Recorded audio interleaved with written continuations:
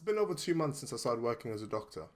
So what's that been like? Okay, it's been pretty amazing so far. I'm an FY1 doctor now, and I've got 3 different posts during this first year. My first post is psychiatry, then I've got gastroenterology, and finishing up with breast surgery at the end. Each post lasts 4 months. And as of right now, I am just over 2 months into my psychiatry post. So just over halfway done. And I'll tell you a bit about psychiatry for those of you who are interested in it. Psychiatry is definitely one of the more chilled posts compared to the other ones in the general side, like surgery and medicine. So it's a bit of a double-edged sword because it's a really good way to start work, transition from a medical student to a doctor. They've got this job which isn't too hectic. You don't have to do any nights and any weekend shifts either. But then again, it could be a bad thing because, to be honest, my medical knowledge right now won't be anywhere near as good as my other colleagues who started on the medical and surgical side. So come December now, and when I switch over to gastroenterology, I'm just hoping they don't expect me to be at their level as in the previous F1s, because it's going to take me a little while to adjust and actually learn all the medicine again to apply it for that job. But anyway, for this video, I'm going to focus mostly on psychiatry now because it's all I know, it's all I've been doing so far. Psychiatry is an amazing job. I just fell in love with it the second I started doing it. From day one, meeting my supervisors, meeting my colleagues, even meeting just the staff, everyone around. I've always had an interest in psychiatry, even in medical school. We did our psychiatry post in 3rd year of medical school for 12 weeks. So that was the extent of our exposure to psychiatry. And from then, I just found it really interesting, just how the human mind works. And I know it sounds really cliche, but every day is a completely different day. You walk in with a patient who might have been doing really well, they might have deteriorated the next day. You walk in with somebody completely different, and how their symptoms present is completely different in each and every patient. And mental health is such an important topic, and it's something I still feel is very taboo in today's society. Nobody wants to admit to any mental illness or even admitting they have mental health. So to be able to spend each and every day just dealing with mental health for the majority of the time has been an amazing experience. So I'll tell you a bit about what my role is as the junior doctor on the ward. So for the most part, you are the bridge between the patients and the people who know what they're doing, basically. As an FI1 doctor on the psych ward, your primary role is to make sure all the patients are stable. So that's doing their OBS, vital signs, making sure they have their medication. So these are the non-psychotic medications because the consultants and other doctors normally deal with that. So that's things like for their physical health needs. So anything like asthma, high blood pressure, those kind of things, you need to get on top of that. Doing their physical health checks. But I'll get into that more when I'm telling you about the actual things we have to do. So in psychiatry, the normal working day is 9 a.m. to 5 p.m. There are no on-calls, no night shifts, and no weekend shifts. So it's literally just Monday to Friday, 9 a.m. to 5 p.m. That is for us F1s. The F2s now, they do have on-calls, night shifts, and work weekends as well. So what are your roles as an F1 doctor in psychiatry? So the main thing you're doing is you have to clock every patient that comes in. So to clock someone, that means taking a full history from them, doing a physical examination, doing bloods, and doing an ECG. So that's on every new patient that comes in, you need to get that done. Also, in addition to that, you need to do the discharge summaries for all the patients that get discharged.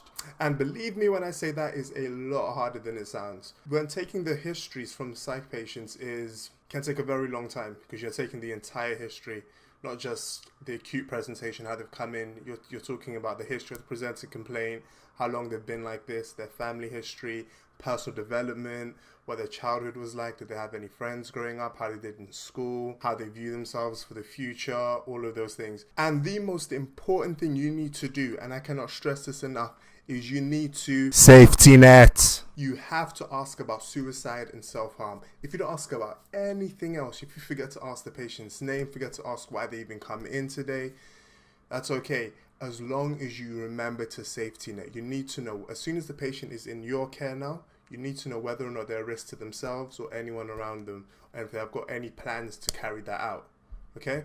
But you probably don't want to forget to ask their name and why they've come in as well, because when the consultant asks you, it's going to get a bit emotional.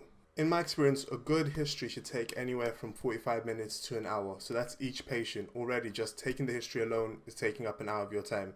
And then after that, you need to do the physical examination. So that's doing a neurological examination, respiratory examination, and abdominal examination, as well as a cardiovascular examination as well.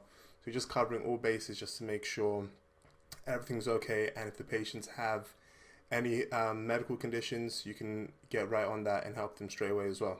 So if you've gone through med school, or you're going through it right now, and you've done your OSCEs or any of the physical examination kind of things, you know each one of those examinations, whether it's cardiovascular, neuro, abdo, or neurology, any of them can take up to 10 minutes to do. Neurology especially, that can, if you're doing it properly, it can easily take over 10 minutes to do. In fact, it has to take over 10 minutes to do for doing all areas. So now, if you're thinking that and you're doing that for each patient, you have to cover all those bases, as well as doing their OBS as well. So that's blood pressure, SAT, rest rate, all of that stuff. Again, that can take 45 minutes to an hour to do again. So you've already done the history an hour, examination an hour, and now you need to do take their bloods from them. That's normally okay. You just take the bloods, as long as you can get the blood, it's fine. That shouldn't take too long to do. And then you have to do the ECG. Again, that shouldn't take too long, especially once you do a couple of them, you get really quick at doing them, and you've got people to help you. You can do that again quite quickly. But if you just see the point I'm trying to get here, for each patient, it can take, from when the patient comes in, you sit there with the patient, it can take easily over 2 hours on just a single patient. And if you've got multiple to do during the day, it is exhausting.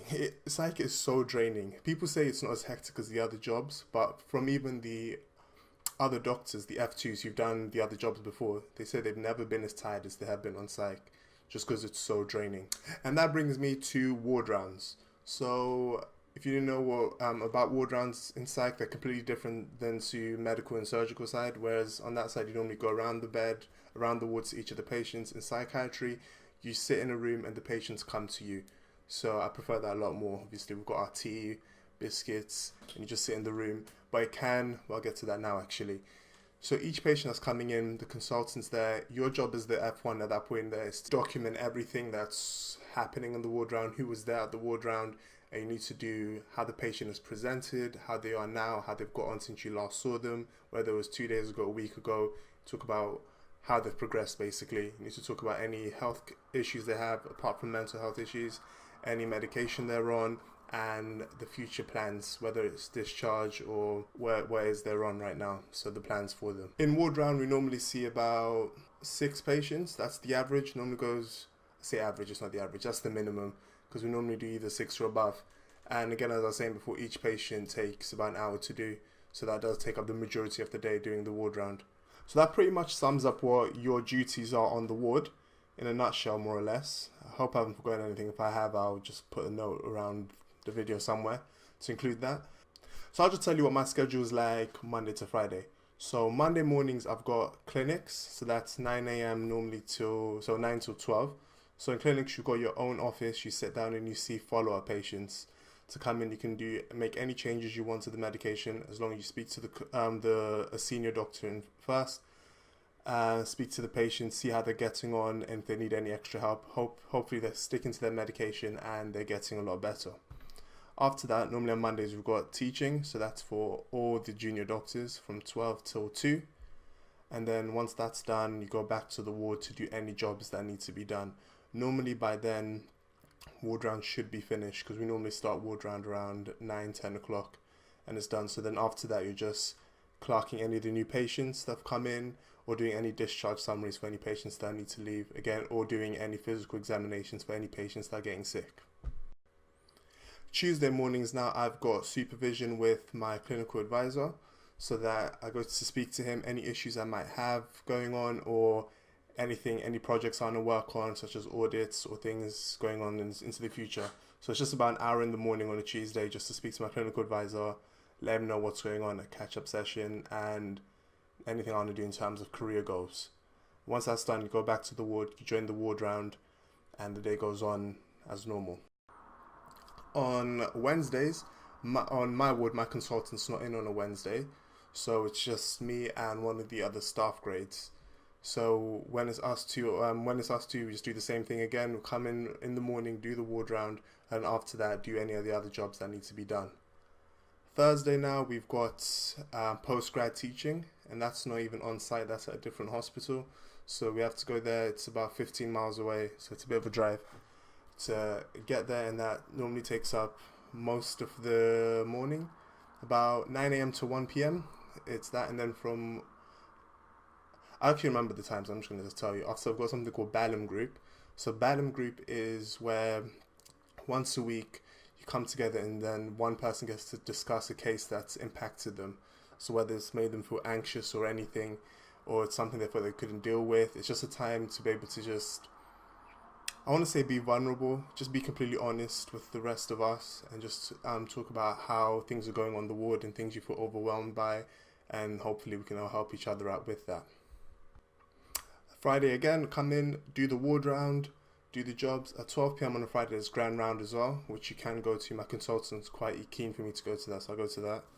And afterwards, if all the jobs have been done and the ward round's finished, there's time you can have one-on-one teaching with the consultant, which is so good. Like, I don't want to just be a fanboy, but my consultant is one of the best consultants I've had. He knows his job so well, and when you have those one-on-one teaching sessions with him, you can just see this guy knows his stuff. He's been doing this for years.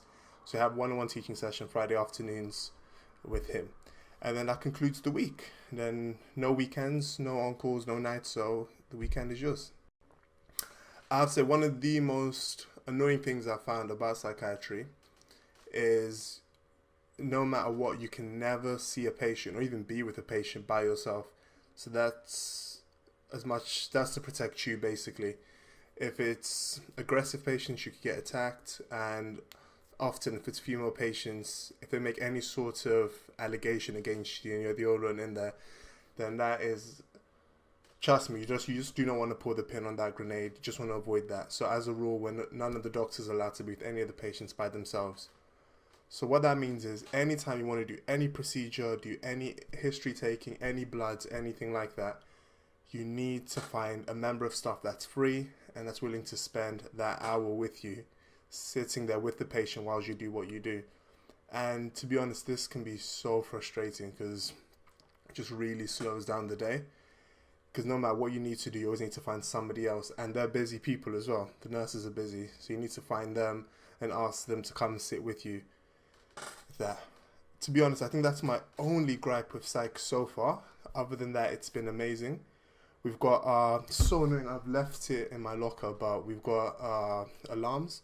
So you press the alarm, it's an alarm, you have to carry it at all times, you need to charge it. First thing you do in the morning, you come in, you charge that alarm.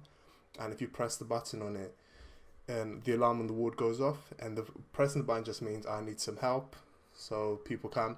But then if you pull the alarm now, then a louder alarm goes off. And once that happens, it's just like...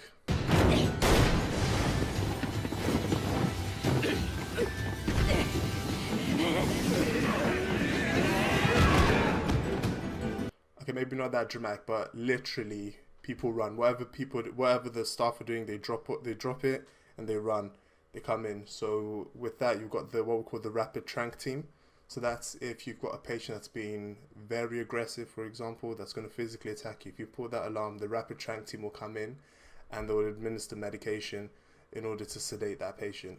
Since I've been there, I've never had to pull my alarm, press my button. My consultant, who's been there for about 10 years, he's never had to pull his.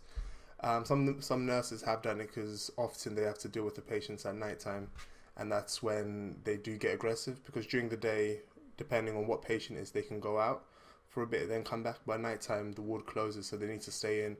So I imagine it can be quite aggravating for the patients having to be locked up in the ward.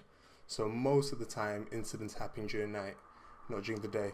So as a result, I haven't really seen one yet, and hoping not to see one. But yeah, this video's gone on for ages now. If you have any questions about psychiatry, about working as a doctor, just leave in the comment section below, and I'll be sure to answer it. Okay, I hope you have a fantastic day.